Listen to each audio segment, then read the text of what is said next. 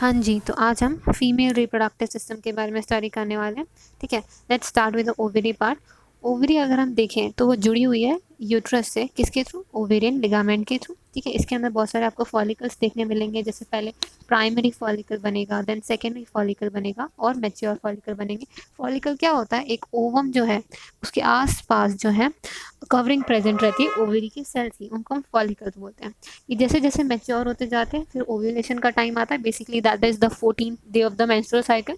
फिर एक अगर ओवम रिलीज हो गया, ठीक है, ओवम रिलीज होने के बाद जो स्ट्रक्चर बचता है उसे हम बोलते हैं कॉर्पस लूटियम, जो कि हार्मोनल बैलेंस का काम करवाता है। इसी तरीके से कॉर्पस लूटियम के बाद कॉर्पस एल्बिकेंस बनता है। अब ओवरी के बाद देखें तो प्रेजेंट है फेलोपियन ट्यूब, जिसके भी अलग अलग पार्ट्स हैं, जैसे फर्स्ट इज इनफंडिबुलम जो कि ओवम कलेक्ट करेगा, देन एम्प्यूला जहाँ पे मेनली आपको फर्टिलाइजेशन देखने मिलती है, देन इज द इस्थमस। ठीक है, इस्थमस जो है वो आपको कनेक्ट करता है यूट्रस वाले पार्ट से। अब यूट्रस में भी अलग अलग पार्ट्स हैं, जैसे कि फंडस, यानी जो आप टॉप मोस्ट पार्ट देख रहे हैं, ठीक है, उसको अपन बोलते हैं फंडस ऑफ द यूट्रस। इसके बाद जो नेक्स्ट पार्ट आपको दिखाई दे रहा है that is the body of the uterus, यानी जो सेकंड लेयर है यूट्रस की, that is body of the uterus. अब यूट्रस की जो अलग अलग लेयर्स हैं अगर हम उनको देखें तो सबसे बाहर की तरफ जो लेयर है उसको हम बोलते हैं पेरीमेट्रियम। सेकेंड लेयर को अपन बोलते हैं मायोमेट्रियम, जिसमें बेसिकली मसल्स वगैरह प्रेजेंट रहती हैं।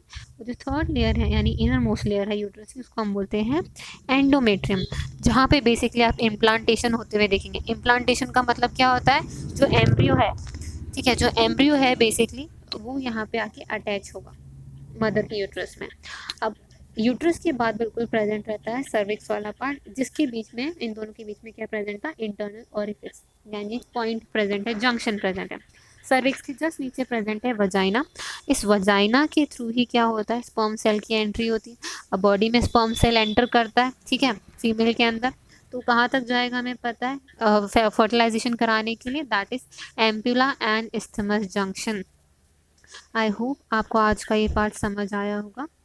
Thank you so much.